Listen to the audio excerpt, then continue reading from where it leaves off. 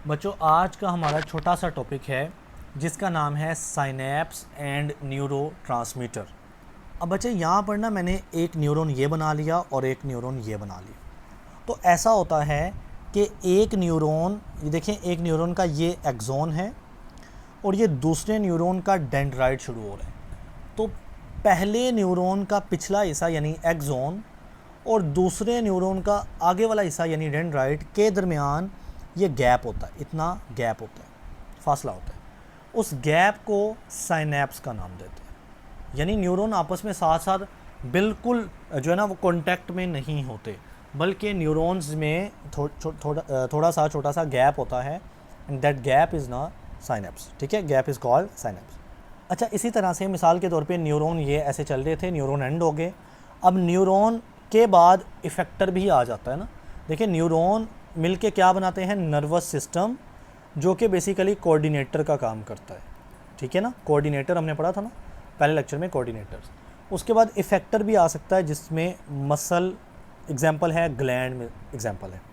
तो अगर यहाँ से मसल का सेल शुरू हो रहा है ना इस तरह से, तो मसल और न्यूरॉन इनके दरमियान भी गैप होता है और उसको साइनेप्स ही कहते हैं। यानी साइनेप्स एक गैप का नाम है जो कि न्यूरॉन और न्यूरॉन के दरमियान हो सकता है या न्यूरॉन और मसल मतलब इफेक्टर के दरमियान हो सकता है, क्योंकि मसल किसकी मिसाल है, इफेक्टर की। सो आइए इसको रीड करते हैं। Synapse is a small gap. Synapse क्या होता है, एक छोटा सा गैप होता है बिटवीन टू न्यूरॉन, दो न्यूरॉन्स के दरमियान भी हो सकता है, या between neuron and effector cell, या न्यूरॉन और इफेक्टर के दरमियान। अब इफेक्टर की मिसाल मैंने आपको मसल दी, ग्लैंड दी, तो इनके दरमियान और न्यूरॉन के दरमियान भी गैप यानी साइनेप्स हो सकता है। जी बेटा, बात को समझें। अब यहाँ पर ना ये गैप है, ये सारा क्या है, गैप है। तो अगर इस पहले न्यूरॉन के अंदर ऐसे नर्व इम्पल्स आ रही हुई ना, मैसेज आ रहा हुआ, तो वो इस गैप को क्रॉस नहीं कर सकता, गैप तो खाली जगह है ना।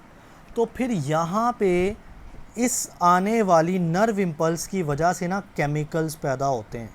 ये नर्व इम्पल्स केमिकल्स को पैदा करता है और वो केमिकल्स मैसेज लेकर जाते हैं दूसरे न्यूरॉन के पास, और बेटा फिर दूसरे न्यूरॉन में दोबारा नर्व इम्पल्स ऐसे चल पड़ती है, मैसेज चल पड़ता है।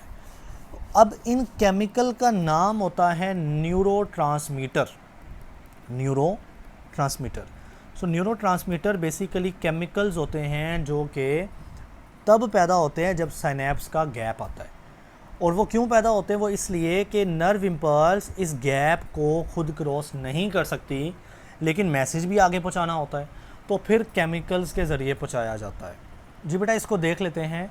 When nerve impulse reaches the end of neuron, जब एक नर्व इम्पल्स, एक मैसेज न्यूरॉन के लास्ट या एंड पे पहुंच जाता है ना, so it can not jump directly to the next neuron या इफेक्टर।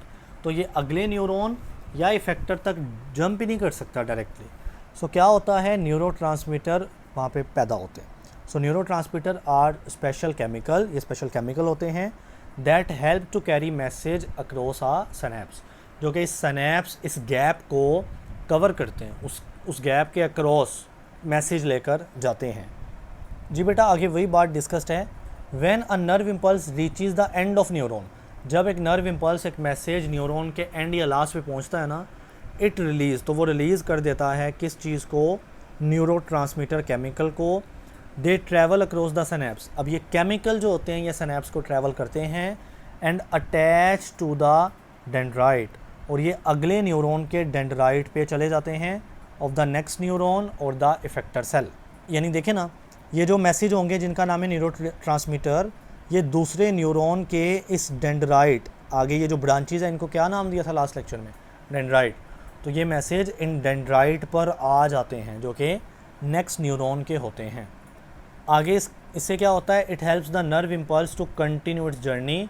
तो बेटा नर्व इम्पल्स अपना जर्नी, अपना सफ़र जारी रखता है दरमियान में आने वाले गैप्स को इग्नोर करते हुए, उसको कवर करते हुए।